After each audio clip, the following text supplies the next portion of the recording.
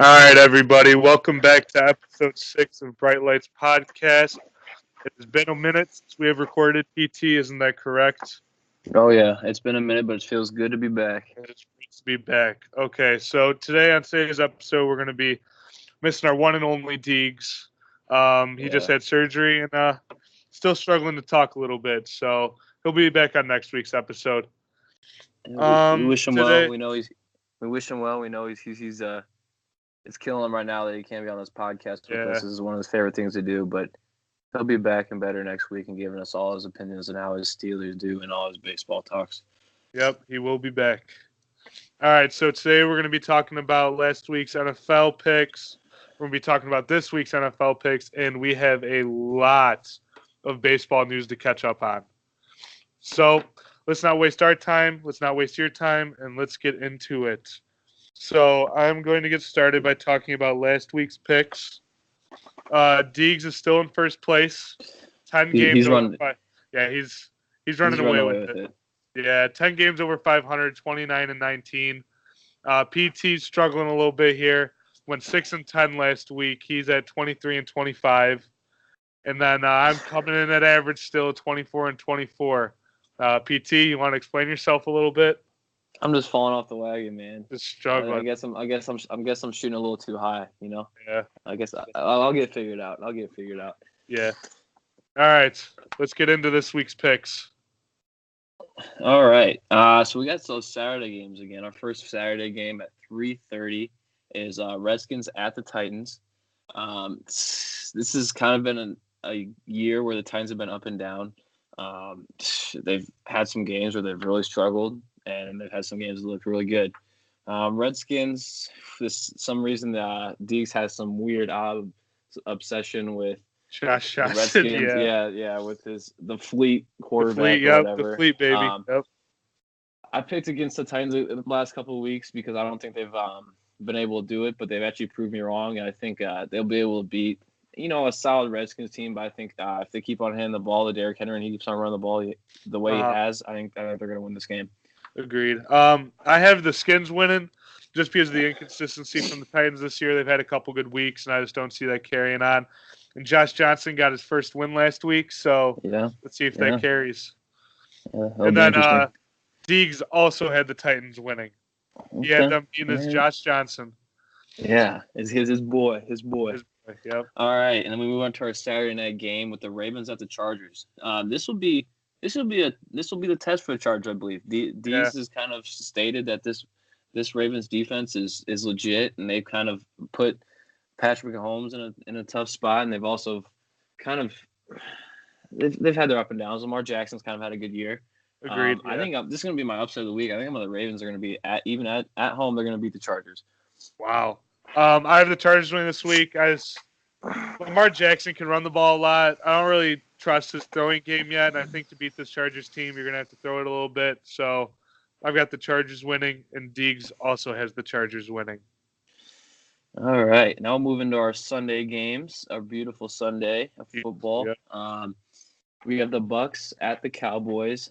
Man, the Cowboys shit the bed last week. Yes, they got did. shut out. Yep. They got shut out, and they got shut up, really. Yeah, really, yeah. The Bucks have kind of been flying under the radar. They've been playing kind of consistent. I know they've had struggle with QB issue, but the Cowboys have been playing really good at home this year, and I think that's the way they're going to beat the Bucks is at home. Yeah, I agree too. I see them bouncing back after last week. I don't see them getting shut out or even losing back-to-back weeks. I got the Cowboys winning, especially since they're at home. It's very strong. So, and Deegs also had the Cowboys.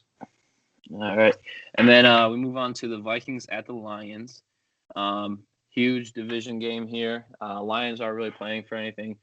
Their season is over. The Vikings are playing for something. This is a must-win game to stay in that wild card race. I believe the Vikings are going to win just because they need to win this game. It's the sole reason they need to win this game.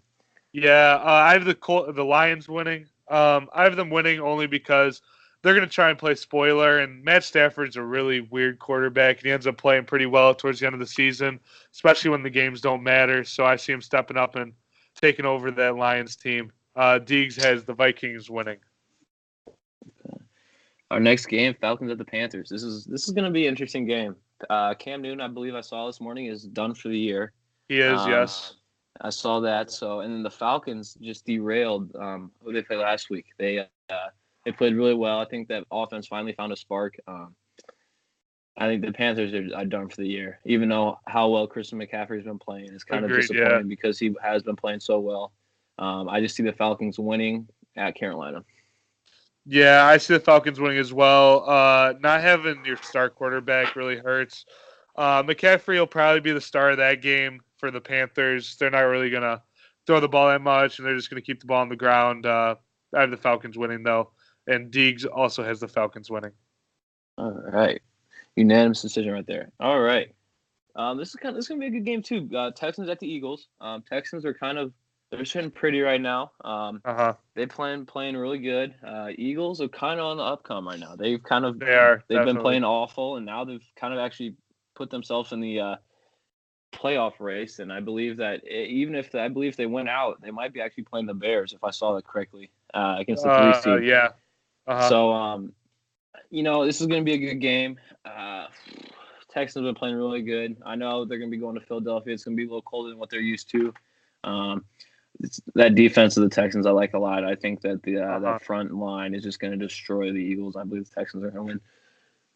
I think the Eagles are going to do it back-to-back weeks, and Big Dick Nick is just going to come out there and just take over.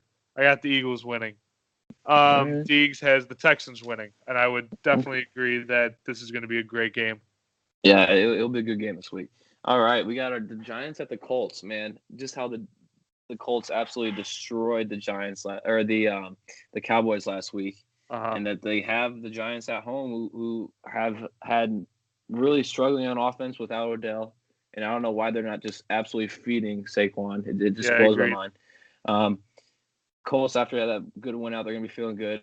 They're at home. I think they're just going to beat the living crap out of the Giants. Yeah. Are the Colts still in it? Could they still make the wild card? Yes, they could. Can. Yeah, I have the Colts winning. The fact that they're still alive, too, pushes that. The Giants, just without Odell, you're right. They're not the same. Eli Manning's aging. He's not really the quarterback he used to be. The Colts, Andrew Luck has been doing pretty good lately. The Colts winning and unanimous decision. So does Deegs. Yeah. All right. This is kind of going to be a pretty good game, even though it's not going to be the best two teams playing. But we got the Bengals at the Browns. Bengals have kind of gotten on a high streak too for some reason. These weird teams have kind of gotten on some hot streaks. The Browns have been playing real good. They have been playing very well. I believe even the Browns have a chance to make the playoffs, so that'll be cool. They're playing at home. I think that with the opportunity to be in the playoffs, I think Mayfield's going to get it done and beat the Bengals. Yeah, I also agree. Even though the Bengals have been pretty hot, I still have the Browns winning. Baker Mayfield has just been doing very well this year. Cleveland, and again, unanimous. Deegs also has Cleveland. All right, and then we move to the Bills at the Patriots. The Patriots have kind of been on a downfall. Everyone's been questioning. Is this the end of the era of Belichick and Brady? I'm not ready to call that yet. I don't know. Either. I guess we only can see until the playoffs, just because how well Brady plays in the playoffs. I just think Gronk's getting old. He's not even getting old. I think the game's definitely wearing on his body. You can tell. Oh yeah, he's getting worn out. Struggling. Yeah. Also, big news: Josh Gordon is taking a step back from the NFL, so that's going to hurt him also. Yes. I know Josh Allen's been playing well for the Bills recently, but I think the Patriots, they just find ways to win at home, even though if they've been struggling. So I think they're going to find a way to win at home in Foxborough. Yeah, I agree. I don't know if you're right. I don't know if we could close the book on the Belichick-Brady era just yet. I think Brady still has a couple more seasons left in him, but once Brady officially retires, that era is definitely going to be coming to an end, and I think the Patriots are really going to struggle for a couple years. But at the time being, with Brady still as the quarterback, even though Gordon's out, I still see the Patriots winning against the Bills. And again, unanimous, Deegs also has the Patriots winning. Yeah, it's kind of obvious. The Patriots always play well against the Bills too, for some reason. Brady's just gonna. This is where he kind of flips the switch this year, and he'll start to turn the Jets on. Next game, Packers at the Jets, man. The Packers have been eliminated by our beloved Bears. Feels good. Yep. Feels great. Jets are also not in the playoff picture. It's going to be a shitty game. Even though the Packers are not one on the road, I believe that they'll go into the Jets and just destroy them. Aaron Rodgers said he wants to play. He doesn't want to be sad, so he just kind of wants to finish the year, I believe, on a strong note and kind of get that fan base a little bit back alive because they're definitely dead right now. Because I know how it felt to lose to the Packers multiple years in a row. I know they definitely are feeling how we've been feeling. So I just see the Packers win this game. I really don't see how the Jets could beat the Packers. Yeah, same here. Again, unanimous. We all have the Packers winning. Not really a surprise, honestly. All right, and we move on to our last noon game of Sunday. We got the Jags at the Dolphins. It's going to be a hot, sweaty game. Yes. Jags. You can't tell with the Jags. You can't tell when they're going to come play or not. No, not at all.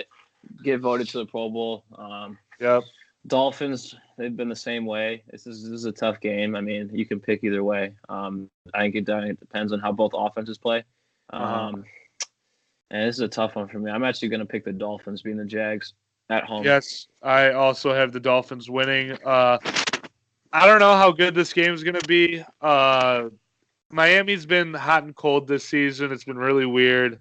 I've got the Dolphins winning because they're not in the wild card yet, are they? I think they're 1 game or 2 games back. Yeah, they're 1 or 2 games back. They've started to creep their way back into it. Yeah, I've got the Dolphins winning. And then Deegs breaking up the hot streak of unanimous decisions. He chooses the Jags. Yeah, I can see him picking that. He's kind of a Jags guy. Yeah, I don't know why. I know he says he hates him, but every week it seems like he picks him. So. Okay, so our next we'll move on to our 3:00 game at on Sunday. We got our beloved Bears at the 49ers. Yeah, we clinched the division last week. Feels great. That it does. It does feel amazing. Had a couple bang up. Eddie Jackson sprained ankle. I'm praying he doesn't play. He better not play. No, they won't play. Aaron Lynch sprained elbow. He won't. But it's not those 2 injuries weren't as bad as we originally thought, which was very good. Yeah. I think the most promising thing that I heard all week that actually made my week that hasn't been talked about this whole season because I think it's kind of been put on the back burner is Kyle Long has an opportunity to practice this week. Oh, that's I don't even want him for this beginning of the rest of the regular season. If we can get him back for the playoffs, I think that increases our odds to go to the Super Bowl even more. Because if we get that increases our run game, it increases our pass blocking. It just helps us out a lot. But enough with our Bears talk. 49ers, they've kind of been really weird. They destroyed Denver, which was kind of sign blind us by really a lot. But I think the Bears, their defense is going to enjoy the little bit of warm. Who wouldn't enjoy some warm weather? They'll go to the 49ers, and I think they'll win there. I agree. I also think they will win. I don't really see them losing to the 49ers, but then again, we did lose to the Dolphins. I still have the Bears. So does Deegs. Unanimous. Yeah. All right, and we got the Rams at the Cardinals. Rams are kind of fighting for home field advantage here. They got to win. It's just plain and simple. You got to win. Todd Gurley's banged up. Their wide receiving core has been missing Cooper Kupp. You got to win. You got to win at the Cardinals. The Cardinals have kind of been playing tough at home this year, but I think the Rams will be able to pull that one out. Yeah, me also. Looking at it for our Bears, the Saints and the Rams are the 1 and 2. The Saints definitely have a tougher schedule than the Rams. The Rams have been struggling after losing back-to-back weeks. I just don't see them losing to Arizona. I've got the Rams. Again, unanimous. Deegs also has the Rams. All right. Then we got this will probably be one of the better games this week too. We got the Steelers at the Saints. It's gonna be a great 2 good teams that are starting. I mean, the Saints have kind of been. I take that back. Saints have been playing not what they've been expected to be playing as. Beginning of the year, they were the dominating teams. Their offense was scary as crap, and they just looked like they were definitely the unanimous favorites for the Super Bowl. Now they've been struggling. They struggled to the Panthers last week, only scoring 12 points. That's not good. It's just not been good for them. Steelers, they finally found a way to win and beat Brady. That was huge for them, especially going to the playoffs. They need it. I just can't believe I ain't got this. Has nothing to do with this game, but I can't believe Juju Smith-Schuster was not voted Pro Bowl. No, I agree. I think that's awful. That's terrible. It was unreal. He's. I think he's actually played better than Antonio Brown this year. He's kind of been, in my opinion, the number one wide receiver. Yeah, probably just because they've probably been double teaming Antonio Brown, and that's leave Juju open. But he's made some great catches down the stretch. I think the Saints are going to roll in here, and I think they're going to beat the Saints. You think the Steelers are going to win? Yes, I believe the Steelers are going to roll in there and just beat the Saints. Yeah, I agree 110%. I've got the Steelers, and by no surprise, Diego once again is going against the Steelers and picking the Saints. And I don't know why he does that. Every week he's gone against his team, they've lost, and the week he goes with them, they've won. So I don't understand what his whole thinking is there. Come on, buddy, got to figure it out. So whatever works for him, man. All right, we'll move to our Sunday night game, 7:20, Chiefs and Seahawks. It's going to be a great game. Seahawks are fighting for playoff spot. They're playing really, really good this year. They're kind of that scared team that no one really wants to play that wild card game. Chiefs are banged up on offense with Tyreek Hill and their running back, so it's going to be interesting. We'll see. This is going to be the test for the Seahawks, and if I believe the Seahawks win, I believe it's going to be scary if they to play the Bears or say the Cowboys. Agreed. Because they are nothing you want to mess with. Russell Wilson's playing really good. Carson's playing really good. Yeah. I think that the Seahawks are going to be the Chiefs because one, they're at home. It's very hard to play in Seattle. Russell Wilson is going to, I think, pick apart that defense. That's that Chiefs down is that defense is going to kill them. It's going to be their backbreaker, and I think the Seahawks are going to win this week. Yeah, I also have the Seahawks winning. I think this game is truly a home field advantage game because I think if they were playing in Kansas City would win. But the fact that they're in Seattle and it is so hard to play there, I have the Seahawks winning. And Diego has the Chiefs winning. Yeah, it's just you got some hard places to play out. Arrowhead's hard to play at. You go into Denver, that's hard to play at. Seattle's one of those hard plays. Even Soldier Field's becoming one of those hard plays to play in now again, which is great. When you play in those stadiums, it's so hard for you to think here and just focus on the game, and that just really is a home field advantage for any team that's at home. We'll move on to our Monday night game. Broncos at Raiders. Raiders just signed Nathan Peterman. I saw that. Good for them. Good for Nathan. That just solidifies that the Raiders are the worst team, even if they did beat Deake's Steelers team. But I just see the Broncos going in, even though they haven't played well in Oakland this year. Actually, I'm gonna take that back.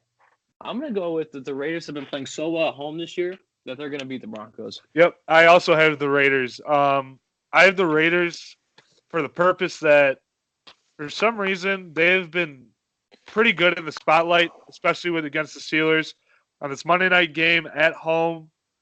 Denver coming off a loss against the 49ers.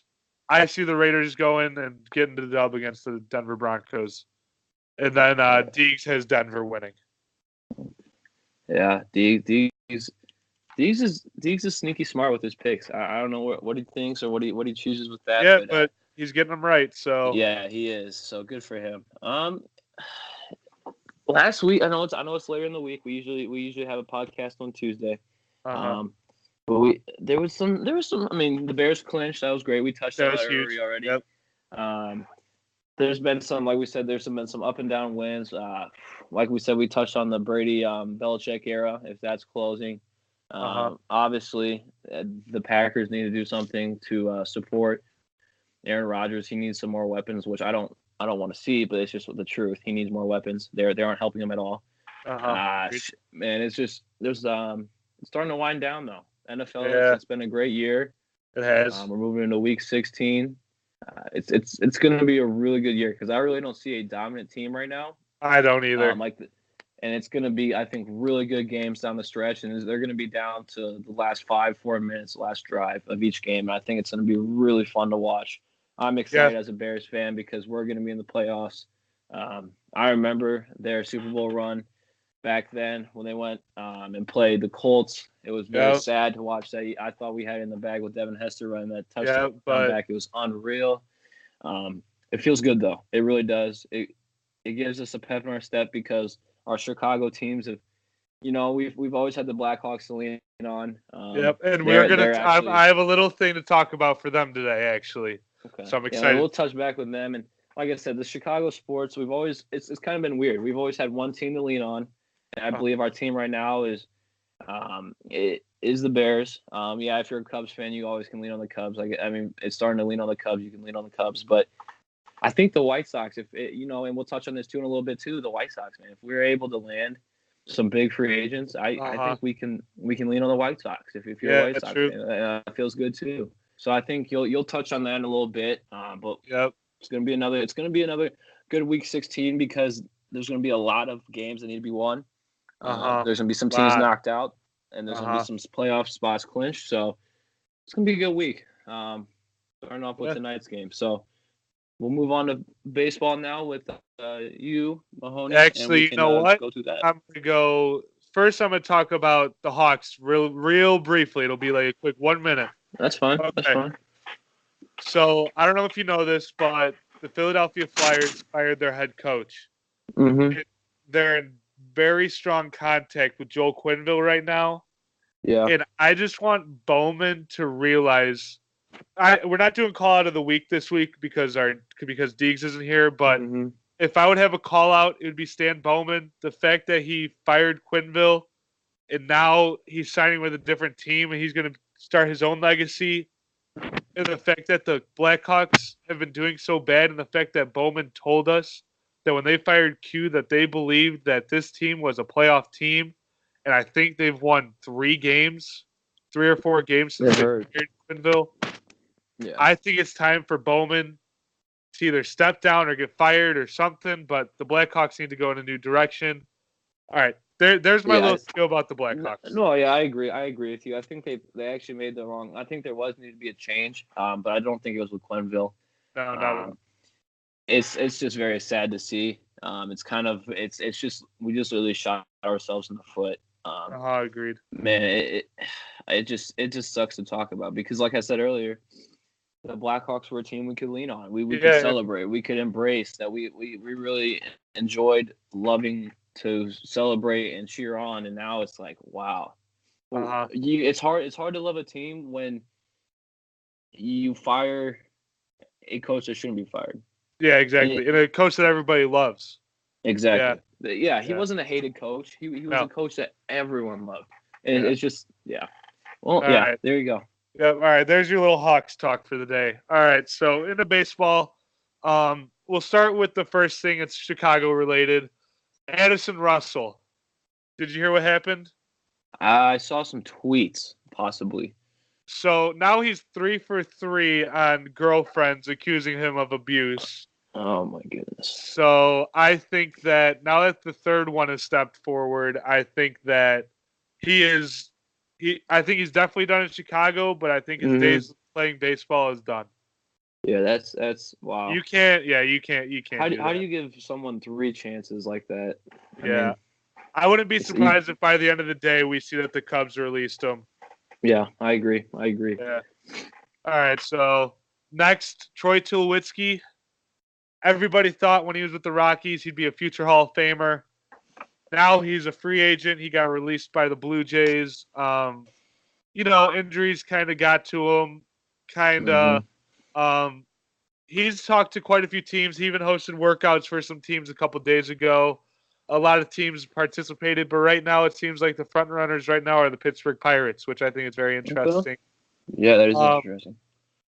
I mean, I think it's more for the Pittsburgh Pirates. They were pretty close last year. Yeah. Maybe they'll think that'll push them over the edge. I don't think so, but you never know. We might see a resurgence in Troy Tulowitzki's career.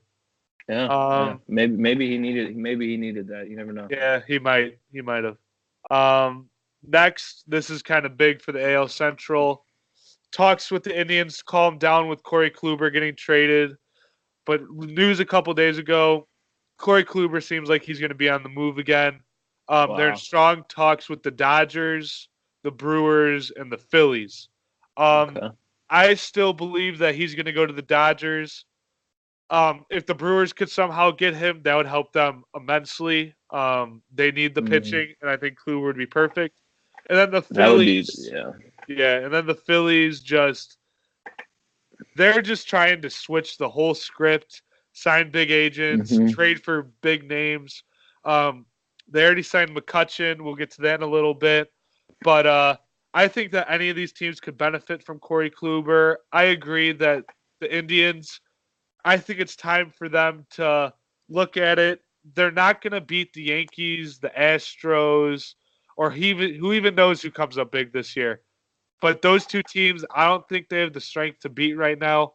So I think it might be time for them to look at it and think that maybe it's time to not fully rebuild, but maybe start trading some pieces to acquire some future pieces. Yeah, that makes sense. I mean, just imagine going to the Brewers. That's quite scary.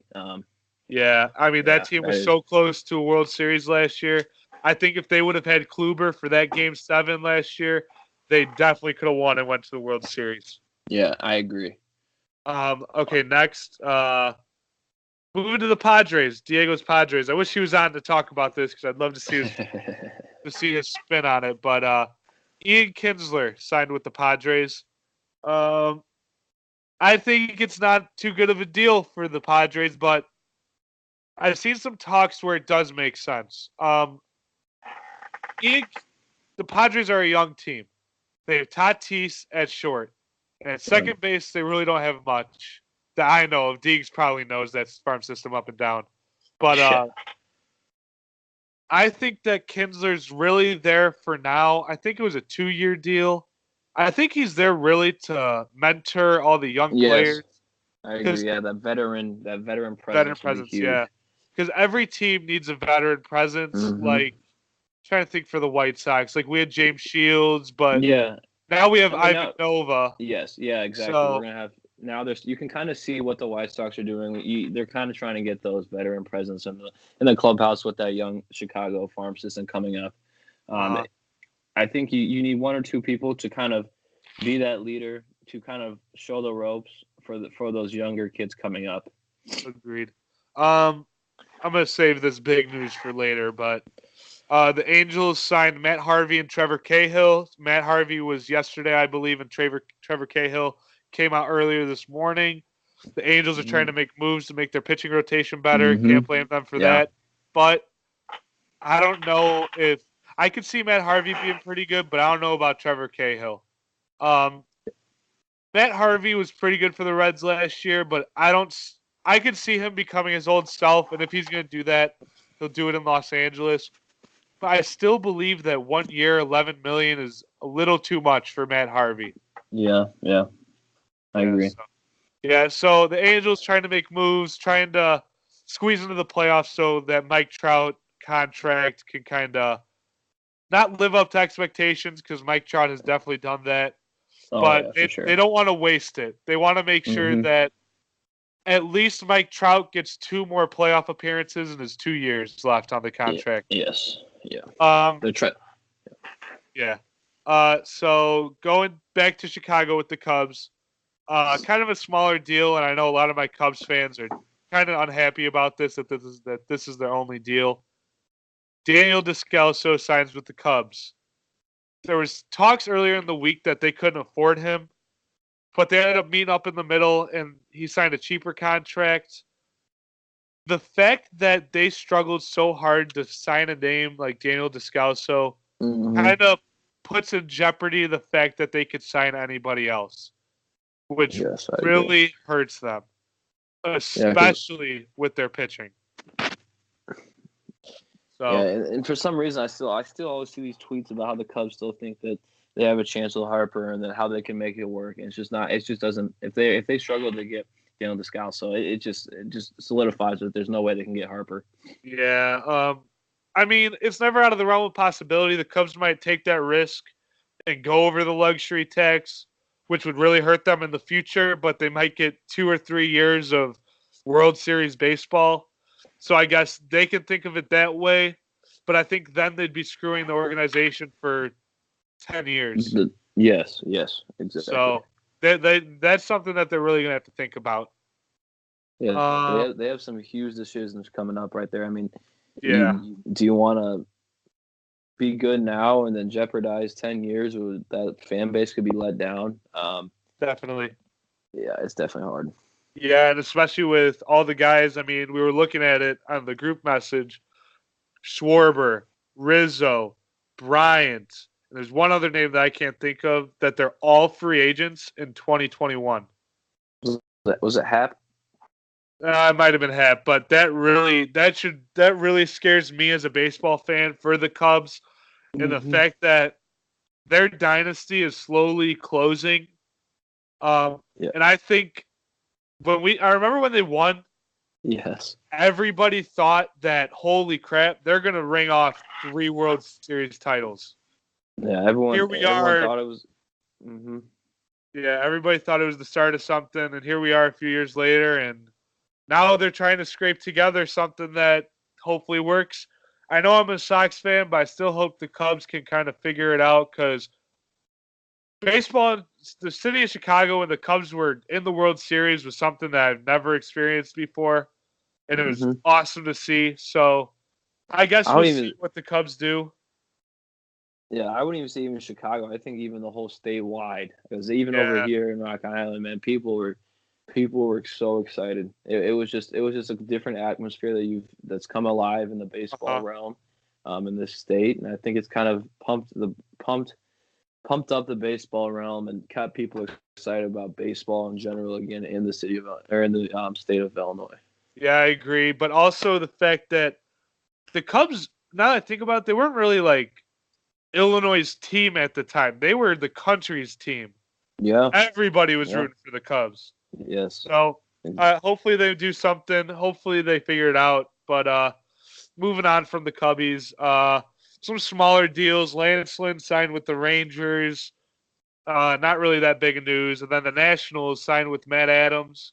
Kind of interesting with Matt Adams. He's been on 4 teams. Well, no, he's been on 2 teams 4 times.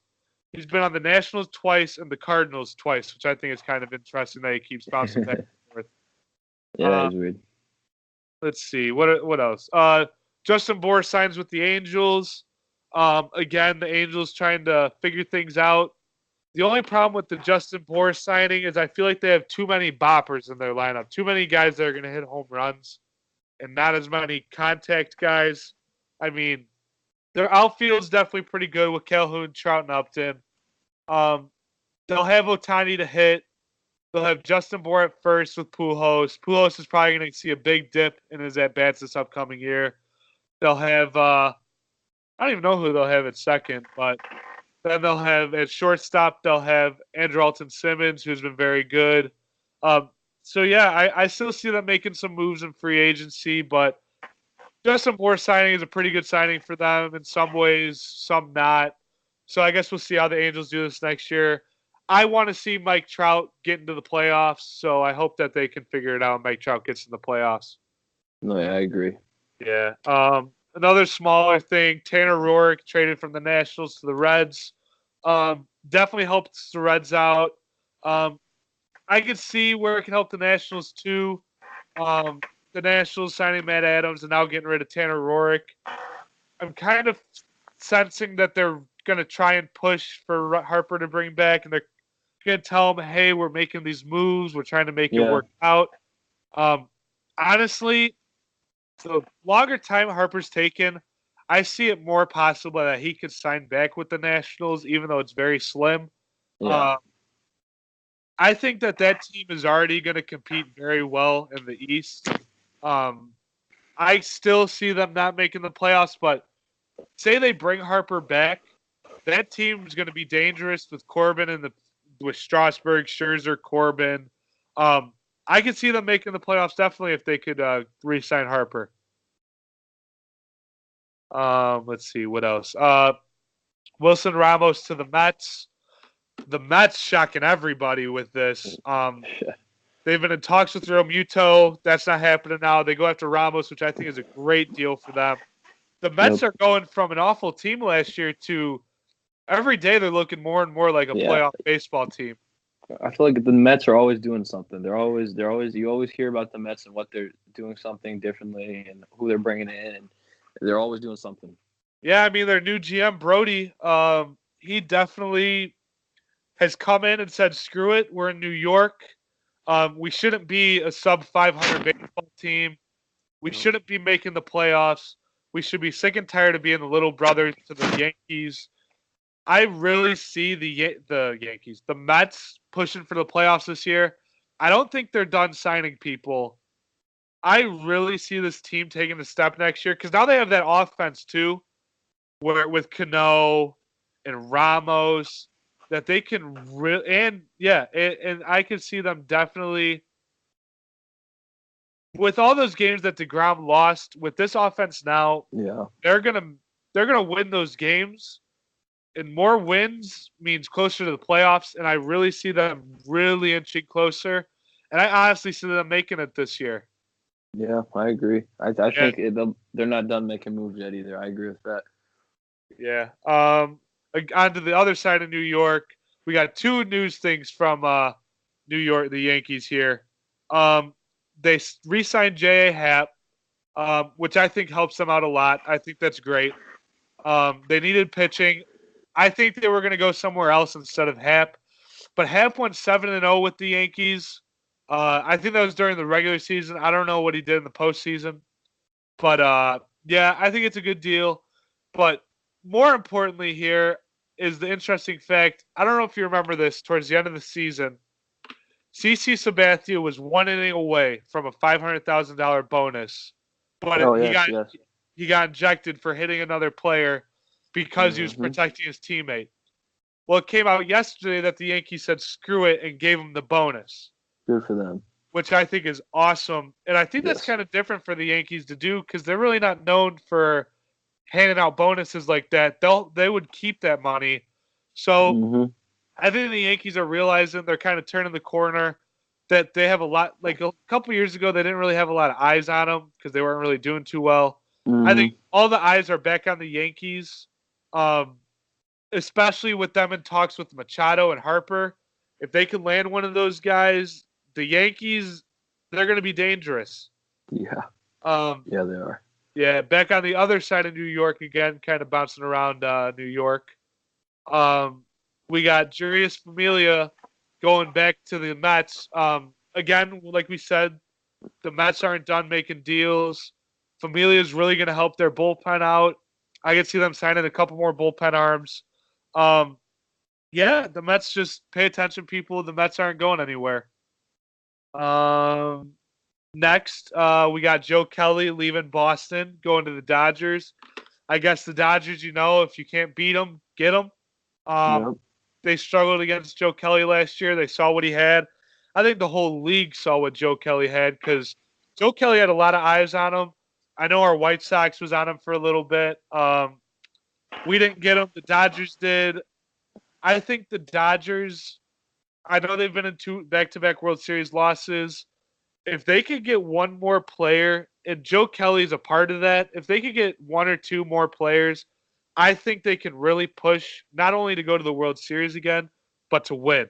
I really think that this team is going to win a World Series before the whole Dodgers era is done. Yeah, I think another key for them too is just keeping Justin Turner healthy too. Man, he was banged up at the beginning of the season, and he kind of jumped in at an awkward time. He's a key part to their energy and their drive for that team. So I think if he stays healthy this year, like I said, I think, and like you said, if they pick up 1 or 2 more people, I think they definitely could be that team. Yep, I definitely agree. Some smaller news here. Well, not really that small. Maybe to non-baseball fans, this is small. But Charlie Morton signs with the Rays. Charlie Morton was like the 3 in that Astros bullpen, in that Astros rotation. But it was a fantastic Astros rotation. And I think that the fact that the Rays got him and that they won 90 games last year, that AL East division is going to be very, very tight throughout the whole year. I mean, I just think it's actually insane, that yes. So how good that division is with the Yankees, the Red Sox, the Rays, and of course you have the Orioles. But the Orioles are the Orioles. Exactly. I could see this division coming down to a three-way, like three-game little thing at the end of the season with the Rays and the Yankees and the Red Sox. I honestly still think the Red Sox are still going to win the division. Again, if the Yankees sign someone, you never know. It's going to be interesting to see what this offseason, the rest of this offseason holds for those teams. Going to the NL East now with the Philadelphia Phillies. They signed Andrew McCutchen. I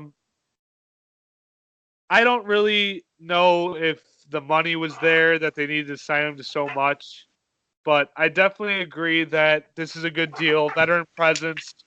They were really hot last year. I think with the veteran presence, they can continue to keep that hot streak going. So I think McCutchen wasn't awful last year. He was still above average.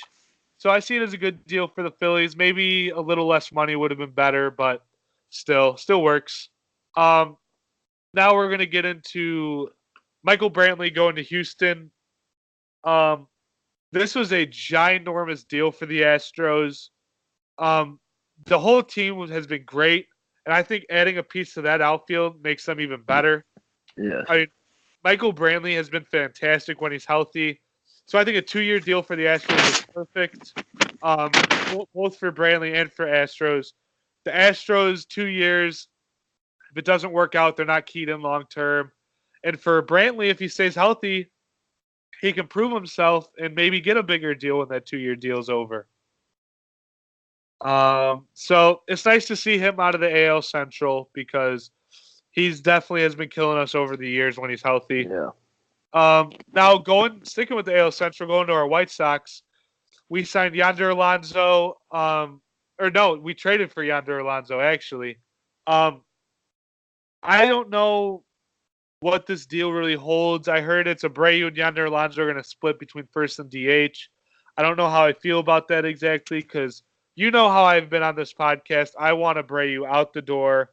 But if we had signed Machado, I think that keeping Abreu might be best. Going to Machado now. Yonder Alonso is the brother-in-law to Manny Machado. I don't know if that really means much, but I think it can in the process of recruiting Machado. I know in the beginning of our podcast, we had our 50 free agents, and I had Machado going to the White Sox. And I see us getting Machado as a 75% right now. And the fact that he spent 2 days in Chicago with the White Sox, he spent an hour and a half with the Yankees yesterday, and he's spending a day in Philadelphia. I guess we'll see what happens. I honestly think Machado is going to make a decision in the next couple of days. I think he'll make one before Christmas. I'd love to see Machado on the side. I think the White Sox really need to get one of these guys, Harper or Machado. I really don't see us getting Harper anymore. More the time passes. I think if we would have got Harper, it would have happened already. I think it's slowly slipping from our hands with Harper. I think, and then right with Harper slipping out, I think Machado stepping right in the door, and I think it's going to be good. I like that. Well, yeah, a report came out with the White Sox that they don't want to break records with Harper's contract the way that Harper wants to.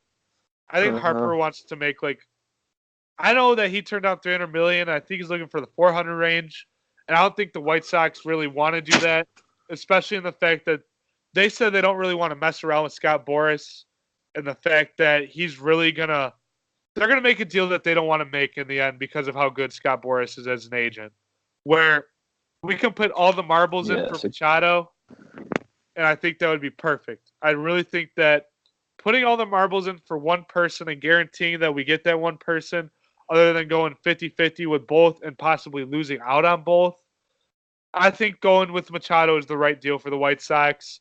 Even though I'd rather have Harper, I would not be upset with getting Machado. I agree. And then our last baseball talk for the day, I know we've been talking about baseball for a little bit now. This is kind of a big deal. We have we had a 3-team trade go on during the winter meetings. The Mariners got Edwin Encarnacion. The Indians got Carlos Santana and Jake Bauers, and the Rays got Yandy Diaz and Cole Surser. Okay, so I'll start with the Mariners getting Edwin Encarnacion. I don't believe that on opening day, Edwin Encarnacion is going to be in a Seattle Mariners uniform, and the fact of how big his contract is, and that they're trying to shed money. They shedded money by getting rid of Carlos Santana and Robinson Cano and Gene Segura even. So the Mariners are definitely going to flip Edwin. I don't know when or to who, but I guess we'll see. Maybe talks will heat up eventually. Then the Indians got Carlos Santana and Jake Bauers. I think this is actually not too bad of a deal for the Indians in the fact of Jake Bauers. I don't really know why they wanted Carlos Santana back. Carlos Santana has kind of been bouncing around. He went from the Phillies to the Mariners and now back to the Indians. I know the Indians fan base is happy to have Carlos back, but I think the key for the Indians in this deal is Jake Bauers. Jake Bauers is a young first baseman who has a lot of potential and a lot of power. I'm kind of shocked that the Rays traded him. I guess we'll see what happens with him, but I think that the key to this deal, I know the big name is Edwin Encarnacion and Carlos Santana, but I think the two big deals is Jake Bauers, the Indians, and the Rays getting Yandy Diaz. There we go. The Rays, Yandy Diaz, I know Indians fans are really mad that they got rid of Diaz. The Rays fans should be very happy. They're getting a young player, plays third, plays first. I think Yandy Diaz is going to be very good. I think he's going to help that Rays team. I think he's going to be a part of that Rays team that we might see make a playoff push. Mm-hmm. Cole Surser, I don't really know a lot about. Just another piece to the deal. But I think that Edwin Encarnacion, Carlos Santana, big names, no doubt about it. But I think the keys, when we look back on this deal 2 or 3 years later, it's going to be Jake Bauers and Yandy Diaz, because I think these two players are young. They have a lot of potential. They can really take these two teams by storm. Yeah, and that concludes baseball talk. PT, you got anything else? I think it's gonna. This is probably gonna be our last podcast before Christmas. So I just want to say thank you to all our supporters out there so far. Have a Merry Christmas and Happy Holidays, and we'll have a podcast right after the holidays. And all right. Yeah, Happy Holidays, everybody. Have a good one. Thank you for listening. Make sure to follow us on Twitter at Memento. I will edit this out. Follow us. Follow us on Twitter at Bright Lights Pod. Like us on Facebook. Listen to us on Spotify and Apple Podcasts at Bright Lights Podcast. We appreciate all the support. Thank you guys for listening, and we will see you guys later. Perfect. All right. Good. We need that.